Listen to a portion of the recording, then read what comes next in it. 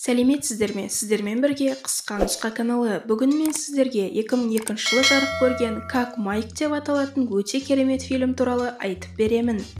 Фильм балалар үйінде өмір сүретін Келвин есімді баланың достарымен баскетбол ойнап жатқан жерінен басталады. Олар баскетбол ойнағанды қатты жақсы көреді, бірақ көбінесе оларға бұзақылар кедергі жасайды. Осындай ойындардың бірінде Окс және достары Келвинға тиісіп қоймайды. Келвин бұл мәселені шешу үшін Окспен бірге жарыспақшы болады. Бірақ Келвиннің бойы Окстан әлдеқайда кішкентай болғандықтан ол бірден ұтылып қалады. Ал жүлде ретінде Окс Келвиннің футболкасын алып жыртып тастайды. Балалар үйінің директоры ақша табу үшін балаларды көшеде кәмпит сатуға мәжбүрлейді. Осындай күндердің бірінде Келвин баскетбол ойыны өтіп жатқан стадионның сыртында баскетбол тамашалап тұрады. Осы сәтте Келвин баскетбол командасының тренерін байқап қалып, оның қасына барып кәмпит ұсынады. Тренер кәмпиттерді алмай қайырымдылық ретінде $20 береді. Алайда батыл Келвин бұл ақшалардың қайда жұмсалатынын білмейтінін айтады. Оның батылдығына тәнті болған тренер Келвинға келесі ойынға 4 билет ұсынады.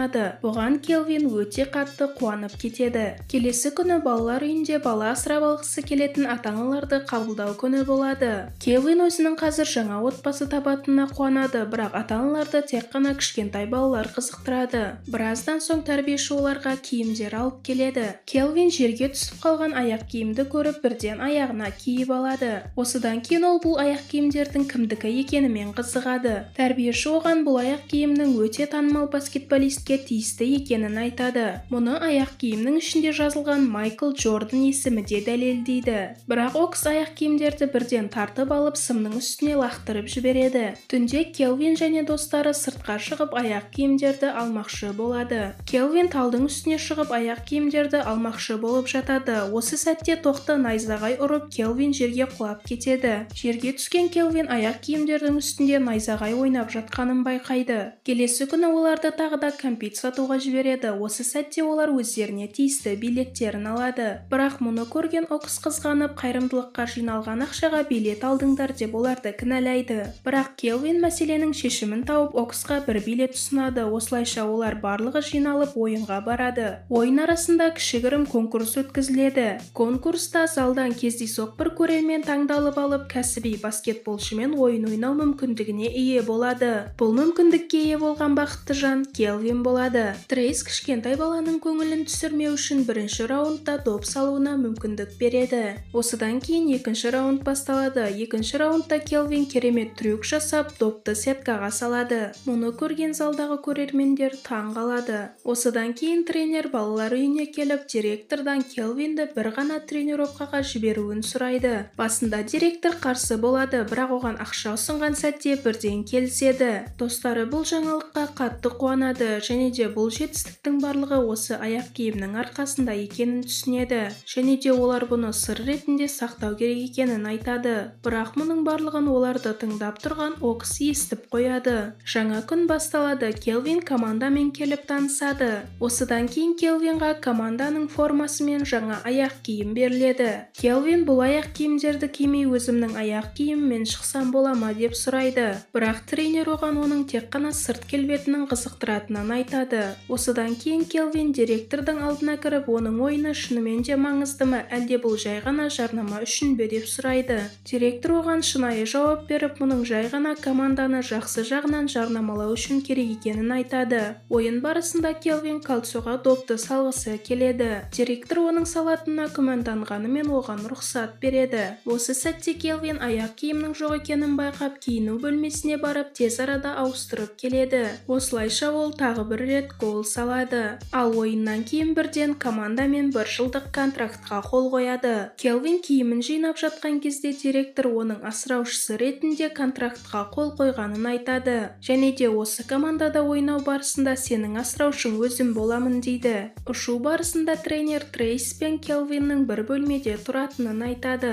Келвин бұл жағдайға қатты қуанады, алайда бұл Трейске ұнай қоймайды. Сәлден кейін Трейс қызымен кездесуге кетеді, ал кетпес алдында ол Келвинға тамаққа тапсырыс беруді үйретеді. Бірақ бұл үлкен қателік болады. Ол қыздың бөлмеге алып келген кезде Келвин барлық жерді тамаққа толтырып тастаған еді. Осыдан кейін әрі қарай уақытты олар Келвинмен бірге өткізеді. Ал ертең өте маңызды ойын күтіп тұрған еді. Ойын басталмастан алдын Келвин түнде кеш ұйқыға жатқандарын айтады. Мұны естіген тренер Трейсқа бұдан былай ережелерді бұзбауын ескертеді. Осылайша Келвин мен Трейс бірге жеңіп шыққан бірнеше ойындар өтеді. Осыдан кейін оны тіпті сұхбаттарға шақыра бастайды. Осының арқасында Келвин көптеген ақша табады және де балалар үйіне жаңа ойыншықтар алып келеді. Финалда жүлде кубогын Келвин алады. Ойын аяқталған соң Келвин балалар үйіне қайта оралады. Ол досына өзінің басынан өткен қызықты оқиғалар жайлы айтып беріп жатады. Осы сәтте Окс келіп оның аяқ киімдерін тартып алмақ болып жатады. Мұны көрген директор оған Келвинға жақындамауын бұйырады. Если еще раз тронешь его, будешь спать в подвале. Ертеңіне команда жаңа ойын үшін қонақ үйге жиналады. Трейс дәріханаға кетіп бара жатқан кезде Келвин оның машинасына тығылып кіріп алады.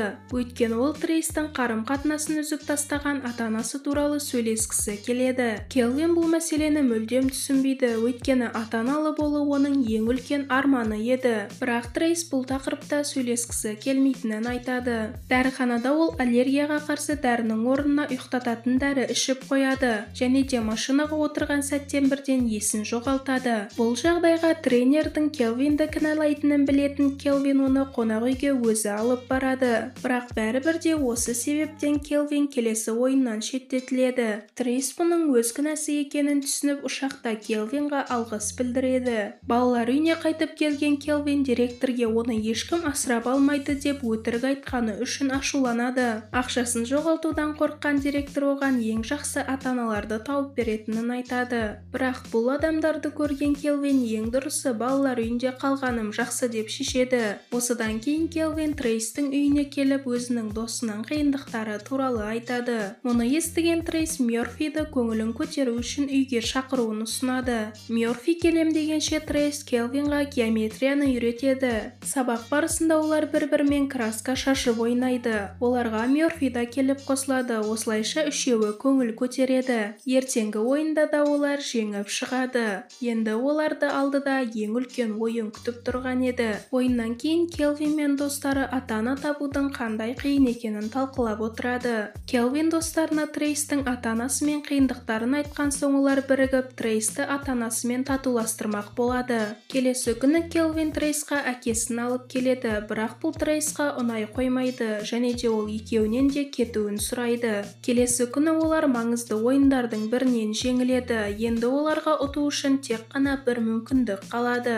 Келесі күні балалар үйіне Келвинді асырап алғысы келетін жұп келеді. Бұл уақытта директор Келвиннің аяқ киімі туралы сырды біліп қойып оған әдемі көріну үшін жаңа аяқ киімдер ұсынады. Осылайша Келвин өзінің аяқ киімдерін досы Мёрфиға сеніп тапсырып кетеді. Аяқ киімдерді бірден сынап көрмекші болған Мёрфи олардың ешқандай ерекшелігі жоқ екенін түсінеді. Содан кейін бұзақылар келіп оны директордың алдына алып барады. Директор оның анасының суретін өртеп оны аяқ киімдердің қайда екенін айтуға мәжбүрлейді. Осыдан кейін директор бір топ адамдардың ортасына келіп Келвиннің командасына қарсы $100,000 ұтыс қояды.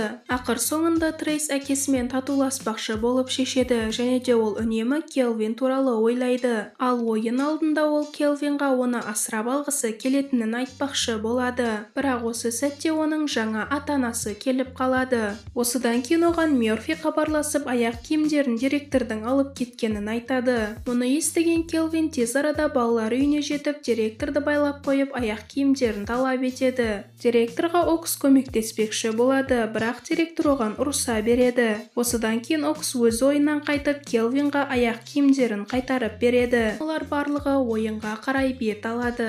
Бірақ қолын босатып алған директор өзінің сыбайластарына хабарласып Келвинді тоқтатуларын айтады. Ал директордың өзі болса Келвиннен бұрын стадионға жетіп оған кедергі жасамақшы болады. Бірақ Келвин оны самокатымен құлатып жіберіп ойынға үлгереді. Келвин ойынға қосылған сәттен бастап команда қайтадан жеңе бастайды. Қуанып кеткен командаластары оны құшақтай жөнеледі. Осы сәтте оның аяқ киімдері жыртылып қалады. Трейс оған оның жеңістеріне аяқ киімнің ешқандай қатысы жоқ екенін, мұның мұның бәрі оның талантының арқасында екенін айтады. Осылайша олар ойынды жеңіп шығады. Ойыннан кейін Келвин тренерге контракты әрі қарай созғысы келмейтінін айтып, балалар үйіне қайта оралады. Біраздан кейін оның алдына Трейс келіп, оны асырап алғысы келетінін айтады. Мұны естіген Келвин қатты қуанып кетіп, бірден келіседі. Бірақ оның бір шарты болады, олар Мёрфиді да өздерімен бірге алып кетулері керек. Осылайша кішкентай Келвиннің ерекше оқиғасы соңына жетеді.